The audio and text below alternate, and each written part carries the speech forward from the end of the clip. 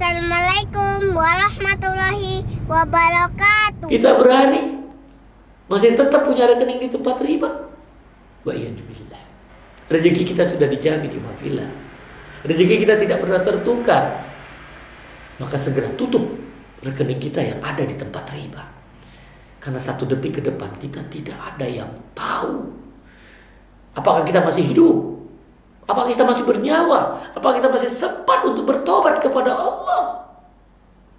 Ihwafillah. Jangan uang yang sedikit menjadi penyesalan tiada akhir.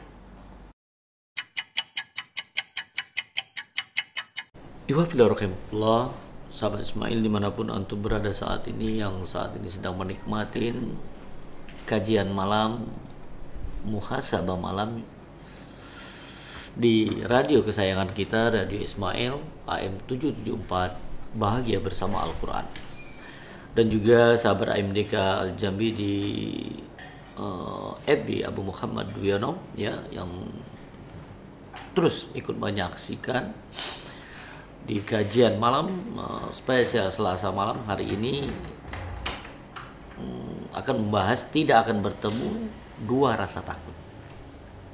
Mudah-mudahan ini bisa memberikan pencerahan kepada kita dan muhasabah diri kita, dan selalu diingatkan kepada para pendengar dan pemirsa, kajian-kajian yang disampaikan ini untuk diri kita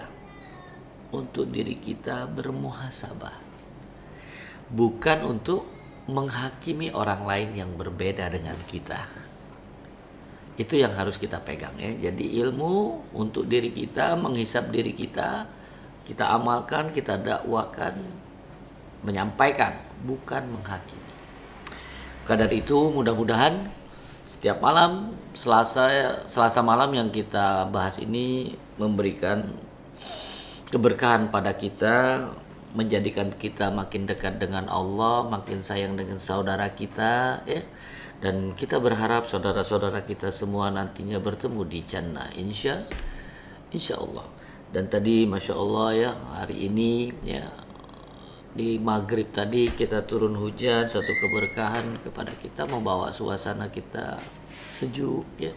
Dan kalau bisa memang semua yang hadir, yang mendengarkan dimanapun antum berada, kalau saat ini kita masih diberikan kenikmatan, kesehatan, kesempatan, keimanan kita masih tetap berpegang kepada Al-Quran wa Sunnah yang dipahami oleh para sahabat. Taib ya. Ini bahasan ini kita mengambil satu dari hadis Abu Hurairah radhiyallahu anhu dari Nabi Shallallahu alaihi wasallam. Allah berfirman, demi kemuliaanku ya, Allah berfirman dengan yang artinya ya, demi kemuliaanku aku tidak akan menghimpun dua rasa takut. Ini yang ngomong Allah ya, yang bicara Allah. Dikatakan di sini aku tidak akan menghimpun dua rasa takut dan dua rasa aman pada diri seorang hamba. Jadi di diri seorang hamba itu tidak mungkin ada dua rasa takut dan dua rasa aman. Hanya satu. Jadi kalau dia dua itu jelas bertentangan dengan ini. Makanya dia harus memilih, gak ada kata netral itu ketika kita memilih hak dan batil ya. Nah, disampaikan, dilanjutkan kalimatnya, jika ia takut kepadaku di dunia. Jadi kalau seorang hamba itu takut kepada Allah di dunia, ya apa kata Allah? Maka aku akan memberikannya rasa aman di hari kiamat. Keren kan? Jadi mereka-mereka yang takut kepada Allah di dunia itu akan mendapatkan rasa aman nanti di akhirat. Sementara kalimat selanjutnya, jika ia merasa aman dariku di dunia, ini yang masih senang maksiat, yang sering melanggar aturan-aturan syariat, dia merasa aman ya, karena dekat dengan kekuasaan misalnya ya, karena dia punya nasab, dia punya harta kekayaan ya, punya jabatan ya, dia merasa aman ini ya, dari aturan-aturan syariat. Ya. Nah, contoh saat ini kita berani apa? Tidak memakai masker. Ya, kita sangat takut. Sangat takut. Tapi merasa aman untuk kita membuka aurat. Nah, ini bahaya nih. Dia merasa aman. Ya, dia merasa aman dariku di dunia. Ini aturan syariat yang dilanggar. Tapi dia nggak berani melanggar aturan dunia. Nih, ia merasa aman dariku di dunia. Maka aku akan memberikan rasa takut kepadanya nanti di hari kiamat. Hadis ini diriwayatkan oleh Ibnu Hibban dalam kitab Sahihnya. Ya. Jadi ini kunci yang menjadi pembahasan kita hari ini di zaman fitnah. Makanya, jangan lihat kanan kiri. Jangan lihat depan, belakang kita, atau atas bawah kita. Lihat diri kita. Lihat diri kita. Takut kita kepada siapa? Takut kita kepada Allah? Apa keatasan? Takut kita kepada Allah atau kepada nasabah? Kepada mitra? Hah? Takut kita kepada Allah apa kepada cukong? Nah, kita mikir nih malam nih. Takutnya kepada siapa? Takut kita kepada Allah atau kepada kiai? Takut kita kepada Allah atau kepada dukun? Ini dua rasa takut ini. Yang memilih takut kita kepada Allah atau kepada dokter. Biasanya yang ngerokok tuh. Ya. Kalau dokter bilang lu kalau ngerokok bisa mati, nah berhenti tuh. Nah, itu takutnya kepada dokter tuh. Nah, kita coba nih. Kita ketika ada dua pilihan itu untuk dunia sama akhirat. Nih, kalau kita pegawai Pak jenggot. Perintahin kantor potong. Nah, kita takut kepada Allah atau kepada kantor. Takut kita nggak dapat makan besok. Nah, ini bahaya.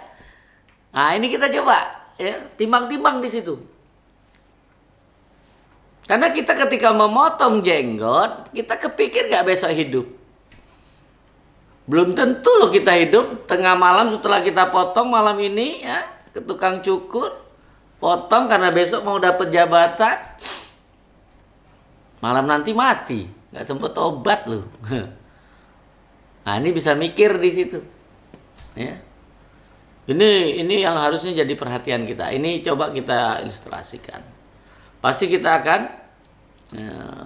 yakinkan bahwa takut kita kepada Allah, kita yakin janji Allah itu benar.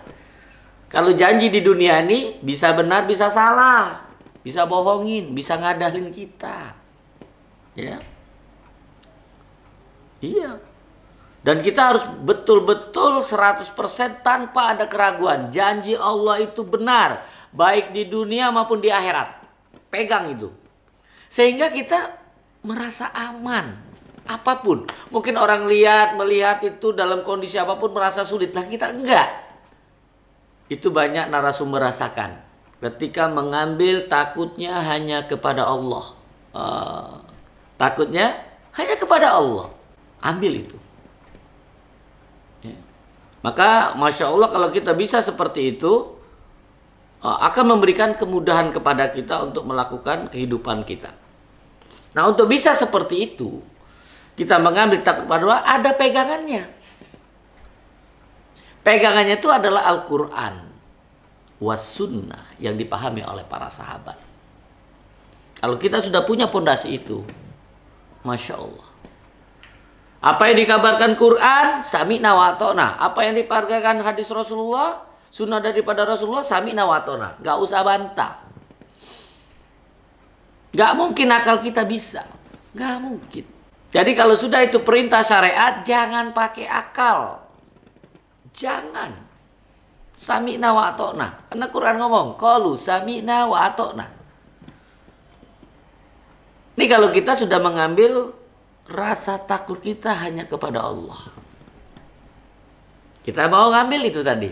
Hadis Rasulullah tadi. Ini Allah yang berfirman. Allah yang berkata.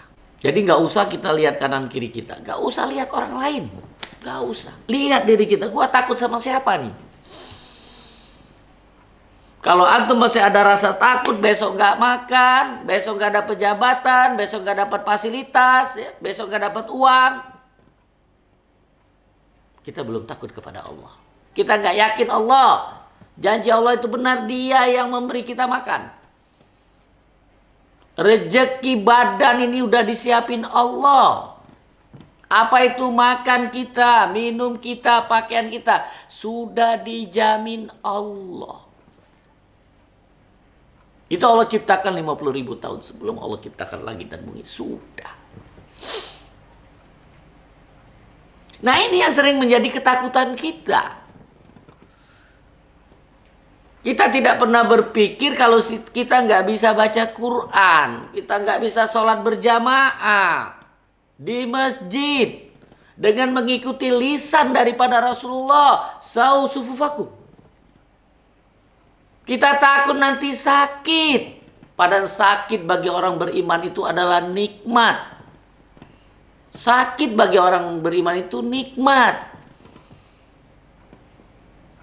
Tapi malah petaka besar bagi orang-orang munafik, bagi orang-orang kafir itu sakit. Nah, kalau dengar penyakit, orang beriman itu tersenyum. Langsung dia mengambil sabar karena itu semua atas izin Allah sakit itu.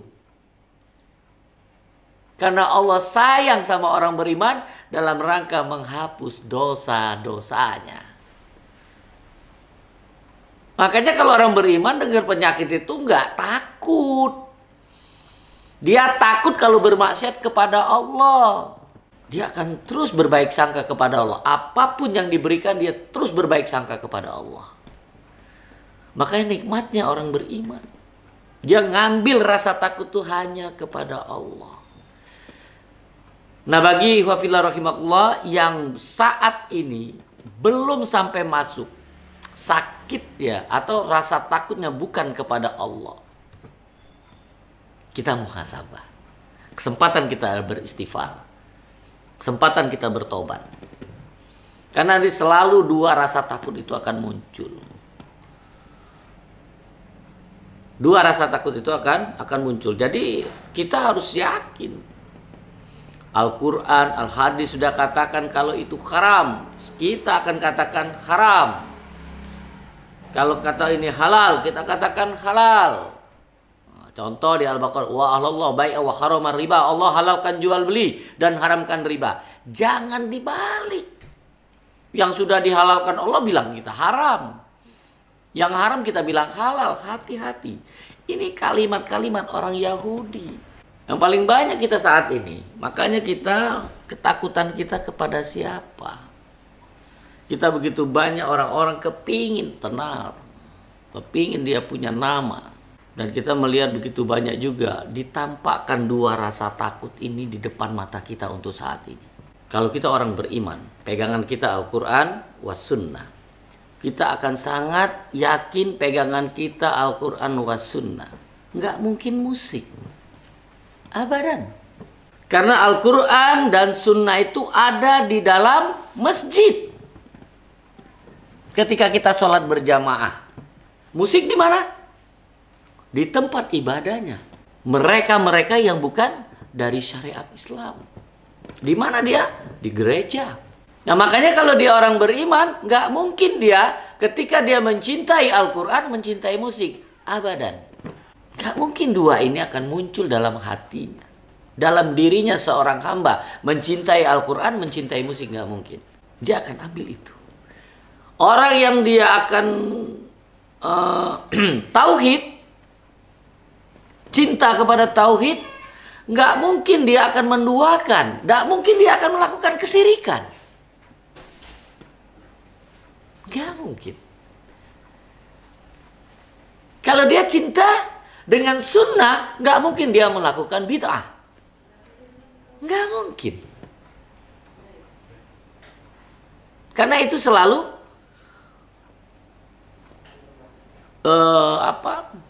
berseberangan. Ya, kita memilih yang mana. Dan itu punya konsekuensi masing-masing. Kita takut dengan Allah, pasti kita dapat ancaman di dunia. Aman di dunia, di akhirat kita bermasalah. Hati-hati. Makanya kita tidak akan bahas itu, kita akan bahas apa? Kenapa kita harus dekat dengan Al-Quran? Kenapa harus mencintai Al-Quran? Ini pegangan seorang yang beriman, Al-Quran. Bukan musik. Karena ternyata ini Allah perintahkan Nabi Muhammad itu untuk membaca Al-Quran dan dirikan sholat. Itu di surat Al-Ankabut, surat ke-29 ayat 45. Utlu ma uhiya ilaika minal kitab. Bacalah Al-Quran wahai Muhammad yang telah diturunkan kepadamu. Wa aqimis sholat, dan dirikanlah sholat. Orang yang mendirikan sholat di sini dikatakan dalam Al-Quran ini dikatakan oleh Allah, Innas sholata tanha anil fahsa wal munkar. Jadi orang yang mendirikan sholat itu dia bisa mencegah perbuatan keji dan mungkar. Gak mungkin dia akan bermaksiat kepada Allah. Ketika dia betul membaca Al-Qurannya, ketika dia betul melakukan sholatnya. Jadi nanti bertanya, tuh dia sholat, tuh dia baca Quran tapi maksiat. Jangan-jangan dia bukan karena Allah. Takutnya bukan karena Allah baca Quran, iya. Sholat iya, tapi dia tidak takut kepada Allah. Karena yang benar ini dia akan mencegah perbuatan keji dan mungkar. Inna sholata tanha anil fahsya wala zikrullahi akbar. Sebaik-baik zikir kita kepada Allah adalah sholat. Di kita mau sholat aja takut. Bagaimana kita akan dekat dengan Allah? Sholat aja takut. Ini sholat ini Rasul tuh menerima langsung dari Allah perintah sholat. Allahu Akbar. Nah, rasa takut kita di mana? Wallahu ya'lamu ma tasna'un. Allah mengetahui apa yang kita kerjakan. Ini kunci. Ya, ini kunci. Dan begitu banyak yang kita ini. Untuk musik itu banyak sekali yang mengharamkannya. Tapi kita tidak akan membahas di sini. Ya, untuk yang kondisi seperti ini, padahal dalil-dalil dari Al-Quran was sunnah ya, tentang musik itu haram, ya, itu banyak sekali. Tapi satu, ada ulama yang membolehkan, yaitu Ibnu Hazm. Ya. Jadi tinggal melihat aja diri kita, kita takut kepada siapa. Kalimatnya dari Al-Quran, kalimatnya dari hadis, gitu ya, semua. Ya. Mana yang kita harus dulukan? Perintah untuk baca Quran. Karena Rasul kabarkan, khairukum man ta'allama al-Quran wa 'allam. Sebaik-baik orang yang belajar Al-Quran dan mengajarkan. Sebaik-baik kalian. Nggak ada dikatakan sebaik-baik orang itu yang belajar musik dan memainkan musik. Orang yang belajar nyanyi dan melakukan nyanyian. Lah. Belum ada anak dapatkan itu. Nah, tinggal bagaimana kita melakukan itu. Makanya ini ketika kita masih belum seperti itu, ya, mana yang kita bisa pilih ya saat ini. Ya. Kalau kita mana yang kita pilih, kita ingin pakai pakaian-pakaian nasional atau pakaian syar'i. Ini takut kita kepada siapa? Ya. Maka kalau kita masih yang seperti ini kesempatan kita di kesempatan malam hari ini. Ya. Dan kita akan membahasnya lebih dalam yang dimana narasumber lakukan. Ketika sudah ada bank konvensional, sudah ada bank syariah, ini pilihan. Takut kita kepada Allah. Apa kita takutnya kepada manusia? Atau takut kita kepada dunia? Bukan takut kepada akhirat. Karena bank syariah itu dari syariat Islam. Hubungannya selalu merujuk kepada Al-Quran dan Sunnah. Ini semua ulama yang membahasnya. Karena bank syariah itu dari Islam. Sementara bank konvensional bukan. Nah, mana rasa takut kita ketika sudah ada bank syariah, masih nggak kita berani punya rekening di bank konvensional? Hah? Jadi kita menjadi muhasabah malam hari ini. Bagi saudara-saudara yang seakidah, sepemahaman, ketika rekening antum masih di konvensional. Besok pagi kita belum tentu masih hidup, ihwafillah. Saudaraku, belum tentu masih hidup. Jangan-jangan kita tidur malam ini tidak bangun lagi. Maka kesempatan yang diberikan kesempatan oleh Allah ketika kita masih bisa bertobat, ucapkan istighfar. Astagfirullah. Bertobat kita kepada Allah atas dosa-dosa kita masa lalu. Di pekan kemarin kasih tahu, orang baik itu punya masa lalu, sementara orang jahat masih punya masa depan. Mudah-mudahan sisa umur kita itu terus melakukan kebaikan kepada Allah. Maka pembahasan memilih kita bank konvensional, bank syariah, kita akan lanjutkan pada kesempatan kedua, sesi yang kedua setelah yang satu ini. Ihwafillah rahimakumullah, sahabat Ismail, para pemirsa di FB Abu Muhammad, materi tidak akan bertemu dua rasa takut. Kita akan bahas untuk yang kayak sesi kedua ini adalah posisi yang membuat kita saat ini betul-betul miris, yang mana bangsa Indonesia mayoritas muslim. Sudah 28 tahun. 28 tahun sudah ada hadir di bangsa ini bank syariah. Tapi per Juni 2020 itu porsi bank syariahnya baru 6,18%.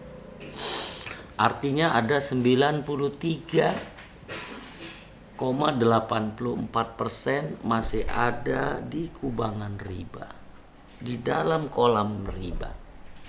Maka dari itu ini dua rasa takut ini tidak akan pernah menyatu. Ya, kita coba berikan contoh. Ketika kita sudah menyenangi bank syariah, ketika kita sudah memilih bank syariah, kita tidak akan mungkin memilih bank konvensional. Tidak mungkin kembali ke bank konvensional. Ini kalau kita kaitkan dengan tidak akan mungkin bersatu. Justru aneh, ya, justru aneh kalau kita sudah di bank syariah, kita masih punya rekening di bank konvensional. Kita masih kepingin untuk kembali ke konvensional. Ini rasa takutnya di mana? Ya, rasa takutnya di mana? Ya, karena ini muamalah. Di mana dulu mungkin orang tua kita di bank konvensional, belum dikatakan dulu, belum ada yang bahas itu bank ribawi. Kalau saat ini sudah. Perlu diiwafillah rahimahullah, sahabat Ismail, ya, dan sahabat MDK Al-Jambi, ya. Saya berinformasikan kepada antum sekalian bahwa bank konvensional itu adalah bank ribawi.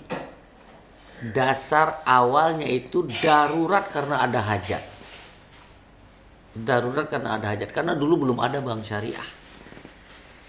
Karena ini dalam rangka untuk menjaga harta, menjaga jiwanya. Ini makosid syariahnya di sana. Ya. Supaya tidak dirampok, supaya tidurnya nyenyak. Ya. Nah, kita simpan di bank ribawi tersebut. Situ terjadi tolong menolong, saling menguntungkan. Belum kepikiran itu transaksinya riba atau tidak. Belum. Baru di akhir-akhir tahun 90-an mulai ada yang berpikiran, dan 92 baru muncul bank syariah. Ini mulai dengan bank muamalah. Ya. Ini Masya Allah ini. Ya. Jadi kita akan lihat. Dikabarkan sudah tadi di awal, kita kasih tahu bahwa riba itu haram.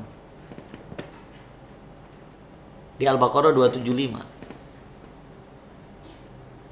Tapi sering, ya, dianggap itu oleh orang Yahudi, jual beli sama dengan riba. Padahal ini antara bank konven sama bank syariah ini mengikuti ini. Wallahu bai'a wa harramar riba. Allah halalkan jual beli dan haramkan riba. Wa alallahu al-bai'a wa harramar riba. Ini kalau sudah Allah katakan haram, kita harus berani mengatakan. Jangan seperti Yahudi. Ya. Innamal bai'u mislu riba. Sesungguhnya jual beli itu sama dengan riba. Nah, ini yang sering mengatakan sesungguhnya bank syariah itu sama dengan konven. Hati-hati. Ya. Karena riba, karena ini sudah disabdakan oleh Rasulullah dan selalu saya sampaikan di kajian ini. Karena riba itu dilaknat oleh Rasulullah. Laknat Rasulullah sallallahu alaihi wasallam akilar riba wa mukilahu wa katibahu wa saidaihi wa qala hum sawa. 4. Makan riba, pemberi makan riba, penulisnya, 2 orang saksinya.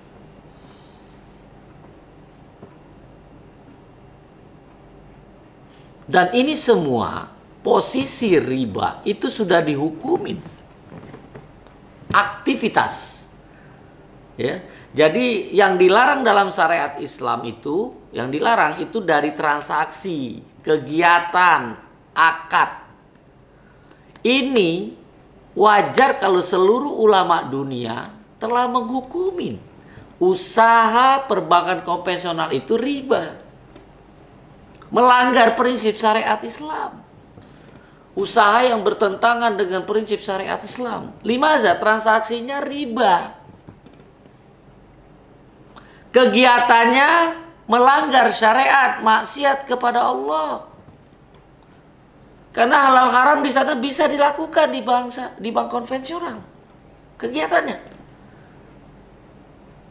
Membuka aurat boleh di sana. Ya. Transaksinya transaksi yang haram boleh, ya. Kegiatan yang bermaksiat kepada Allah, kegiatannya. Terus akadnya tidak sesuai rukun, tidak sesuai syarat. Contoh kita KPR misalnya, kita tuh di situ akadnya akad pinjam uang, bukan akad beli rumah. Syaratnya ada yang bermaksiat kepada denda keterlambatan ada di sana. Jadi dia transaksinya, kegiatannya, akadnya semua melanggar prinsip syariat Islam. Nih, dilarang dalam agama ini. Usaha yang bertentangan dengan prinsip syariat Islam itu usaha yang dilakukan oleh perbankan konvensional. Saat ini sudah ada bank syariah yang sudah dilindungi oleh pemerintah NKRI melalui undang-undang. Undang-Undang nomor 21 tahun 2008 tentang perbankan syariah. Jadi ketika masyarakat memilih bank syariah itu tetap NKRI. Nggak keluar. Karena kita mengikuti undang-undang. Nah, kita akan menjadi tahu saat ini. Di mana di Undang-Undang 21 tahun 2008 di pasal 1 ayat 1 itu dijelaskan perbankan syariah itu adalah segala sesuatu yang menyangkut tentang bank syariah dan unit usaha syariah. Mencakup kelembagaan, kegiatan usaha, serta cara dan proses dalam melaksanakan kegiatan usahanya. Dijelaskan jelas sejelas-jelasnya. Karena kegiatannya harus tidak boleh melanggar syariat Islam. Transaksinya harus bebas daripada riba, bebas daripada koror, bebas daripada maisir, bebas daripada zolim, bebas daripada riswah, bebas daripada tadlis. Itu transaksinya. Kegiatannya nggak boleh membuka aurat, nggak boleh bermaksiat kepada Allah. Akadnya, rukunnya harus tercapai, syaratnya harus tercapai, nggak boleh ta'aluk, nggak boleh ina. Ya. Ini Masya Allah.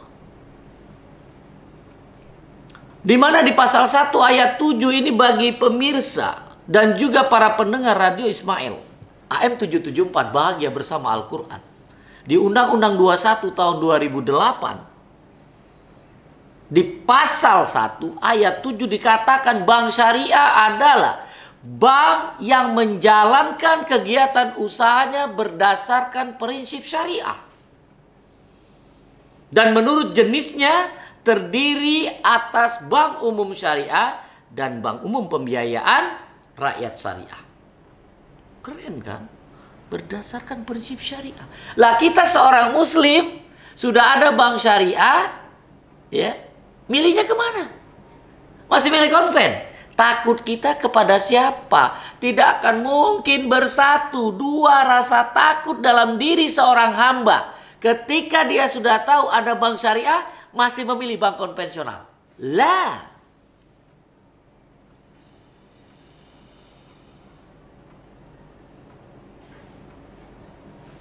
Maka kita berbaik sangka kepada saudara-saudara kita yang 93,84% ini, kita berbaik sangka mereka belum tahu. Maka di kesempatan malam hari ini kita beritahu kepada antum sekalian yang ada di lumpur-lumpur riba segera keluar. Menepi kita. Istighfar. Bertobat kita kepada Allah. Pasang rasa takut kita hanya kepada Allah. Jangan takut besok nggak makan. Jangan takut besok hilang fasilitas. Jangan takut besok kehilangan kewenangan. Jangan takut kita hilang jabatan. Takut kita kalau nyawa kita yang hilang. Kita masih bermaksiat kepada Allah. Kita tidak takut kepada azab Allah. Kita tidak takut siksa Allah yang kekal. Waman ada faulaika ashabun nar hum fiha khalidun. Ini kalau kita nggak mau meninggalkan riba. Yakinkan ikhwafillah, rezeki kita sudah dijamin oleh Allah.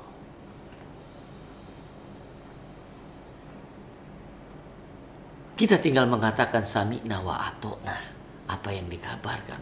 Pemerintah kita sudah menjamin, antum sebagai pegawai negeri sipil atau sekarang ASN, TNI, Polri sudah dijamin.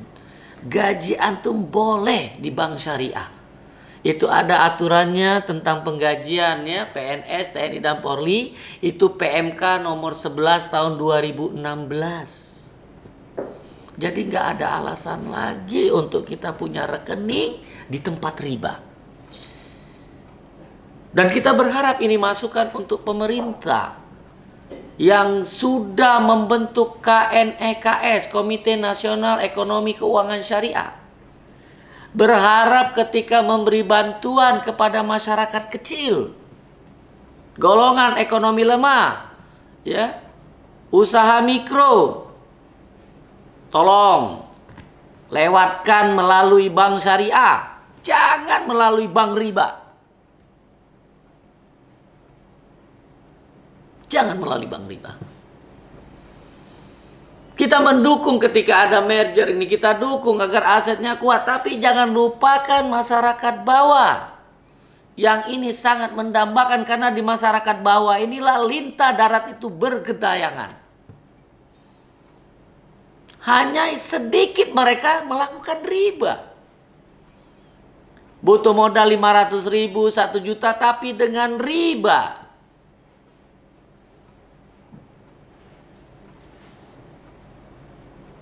Pemerintah melalui Departemen Koperasi, memberikan bantuan kepada masyarakat. Ada ribanya. Kita berharap para ulama kita bisa untuk memberikan peringatan, memberikan nasihat kepada pemegang keputusan. Takutlah kepada azab Allah. Hanya 2 posisi yang saat ini terlihat dengan kasat mata kita. Zina dan riba. Itu ada di tengah umat. Maka wajar musibah itu terus berdatangan. Kita doakan pemerintah yang mempunyai kekuasaan diberikan kekuatan oleh Allah untuk kembali ke jalannya. Takut hanya kepada Allah.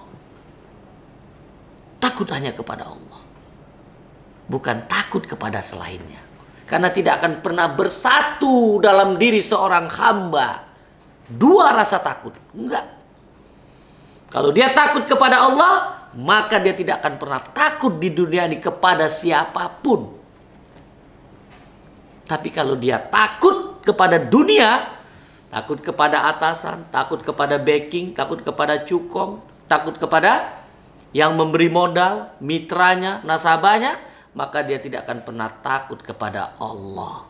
Maka syariat Allah akan dilanggar, kezoliman akan dijalankan, kesombongan akan diteruskan. Maka kita berharap kita semua diberikan kemudahan oleh Allah. Mengambil rasa takut kita di dunia ini adalah kepada Allah saja.